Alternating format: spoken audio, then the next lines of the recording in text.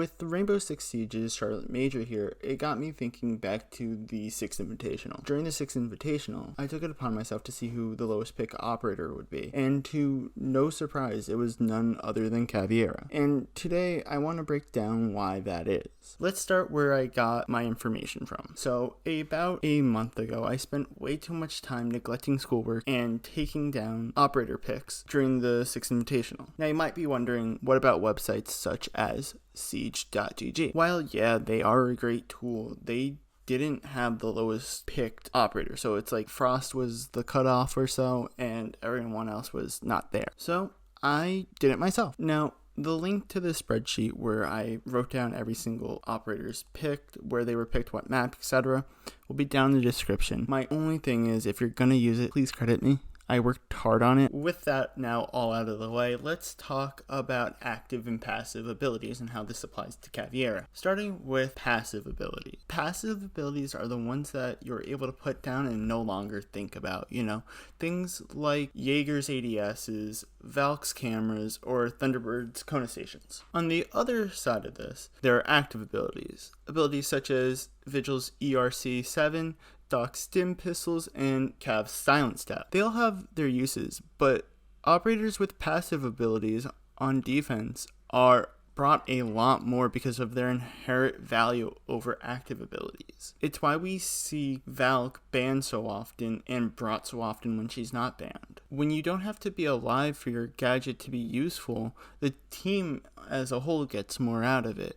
So immediately we have reason number 1 to Cav's low pick rate. An active ability. What is Cav's active ability though? Because some active abilities such as Vigil's are quite useful. Cav's gadget is her silent step. For a total of 10 seconds, Cav will become very silent and be able to sneak around the map, but she only is able to use her pistol while doing this. Her pistol is very good for downing enemies, which also plays into another one of her abilities, her interrogation. When Cav downs an enemy, she can go up to them and interrogate them and find out where the rest of the team is, which in a setting where you're not communicating with your team is awesome. But we're in Pro League here, and it's time to talk about what makes a good roamer. One of the best roamers in the game is Vigil. He's brought a total of 140 times throughout the entire 6th Invitational, so there is use to bring operators with active abilities. Siege is a very defender-sided game, where the attackers have to push on the defenders and make their way to the defender side. On top of the attackers having to make the move, defenders also have time on their side. Having an operator like Vigil there to waste an attacker's time because they can't effectively drone him out causes attackers to roam clear so that they can finally execute on the site. This is one of the main reasons why Vigil is so much better than Cav. He can't get droned out. He forces attackers to find him. You can't just find him on a drone and bing bang. A good Vigil will be able to A, not be spotted on a drone, and B, find himself a good positioning for when the attackers come through the one doorway that they can. Now let's look at Cav in contrast. So let's start with the first round she was brought. Now we have to address an elephant in the room, or rather the opposite of an elephant. As an elevate to be Caveira picked by Rogue. And that's why it's the opposite. Doesn't quite step as loud as one. See whether or not he's going to be able to punish Nerix, because, as you know, Silent Step counters the Inox. If you're being scanned and you activate it, it does not pop up, the ping doesn't come through. But whilst you're in the Silent Step, also no footsteps get left behind, so the Jackal won't be able to trace you. I think it's worth sort of mentioning, since the tech timeout from Rogue, Nerix hasn't been able to net another kill. So it was obviously a big point of the conversation, as we sort of assumed it would be, was what can we do to have a little bit more awareness of this Jackal that just keeps creeping up and reaching into our holds. And it has worked, but it hasn't worked fully. As he said, he's still able to have this pressure. He's still able to get a quick clarity. So the Caveira is going to put a little bit more quandaries and queries into the side. Obviously, this is Rogue's map, and they want to try and get themselves a 4-2-1/2 before they find themselves, well, unsaid, they're going to have to go in a 2-4-1/2 even. Now, what is good to mention here, Prano was on that top floor, dropped down the hatch whilst in Silent Step and went to go prone right behind near the kitchen. So if Nerix moves through, there's absolutely not a single footstep he will see except for this one that will tell, okay, Melusi is up top, no worry. And now he's being chased as he heads up to that red stairs. As Prano, that is aware that one of those scans has been made, needs to quickly take a pause, however, as the Silent Step is currently recharging. On the Giri on those brown stairs is also someone that needs needs to be very worried about a potential interrogation. Gets the down. He goes for the entry though, or for the confirm, as he wasn't a Jackal, so he knows that there could be some backup coming in. And now they know there is going to be that Caveira in that basement. And a Sapper fine to kill as Leo to drop. So Elevate doesn't seem to be too worried about it. They just leave the Caveira on that bottom floor and start hitting the side instead. Sapper is waiting for an approach here up the top of White, but obviously now there's this caution they have to pay towards, well, that ground floor ripped away from you. You lose the Thatcher that you called for or asked for before. They're off the board and they haven't had a presence. Nerix, he's under a bit of fire and blow from the players that are on the top. He doesn't have that freedom of movement because, as I said, there's a caution that he now has to pay to the cautionary tale of, oh, we didn't fully get everything. We didn't get all that intel that we wanted here. He's waiting for a bit of a wide swing. You can hear some explosions and possible push happening around the mining side. There's obviously still Sapper on the window itself, but with Nade just finding that dig and filing their way across the side of White without any real drive here, they're a little bit lost in the water. They definitely are, and there is still the opportunity to open up into the freezer, but as another down comes through from Prano, just lurking on to the lurker of Elevate themselves. It's again not an interrogation that comes through, but it doesn't seem to matter that much.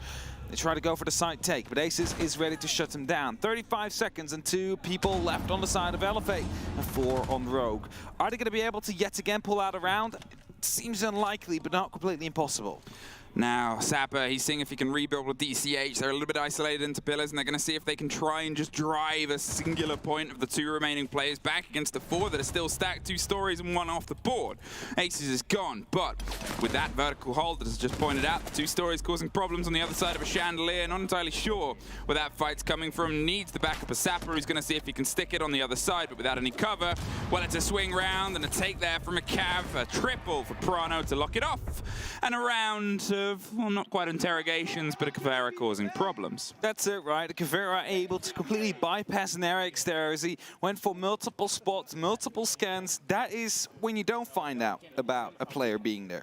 It's trust. One of Cav's biggest strengths is her ability to counter Jackal. If she uses her Silent Step ability, it won't allow Jackal to track her. And in this game, Rogue noticed a very heavy reliance on Elevate's use of Jackal. So more than anything, she was brought so that they could counter him. Not once in the use of Cav did we see her use her interrogation though, and that's a key feature because that's half her ability. The reason for this is because in this setting, it's ultimately useless. You may be looking at your screen now and going, what do you mean? Well, let me explain. In the highest level of play, communication is key. You don't need to find out exactly where the enemy is if you already know where they are through team communication. Things that get you intel are so vital in this game. It's why Valk is banned so frequently. She gives so much intel, has great weapon, and a C4. Cav really doesn't have any of this. It's never guaranteed to get any information with her. It's a gamble. Her pistol has high damage, sure, but over a fully automatic weapon with one-shot headshots, it can't really compete. There is one other time, though, that Cav is brought, and I wanted to talk about it, but there really isn't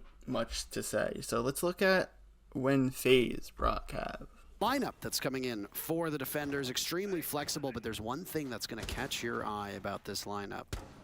Oh. It's the Caveira, isn't it? Nice calf play. I actually didn't see it, Zana. Good point. Oh, I saw. Actually, I did see it.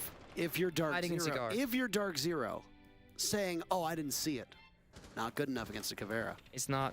It's gonna punish you, right? It'll hurt. Yes. We've seen it twice before here at Invite. It's an extreme. It's almost like one of those disrespectful picks where like you're only picking this because you believe you can just roll over your opponent, because this is not a typical approach to the game.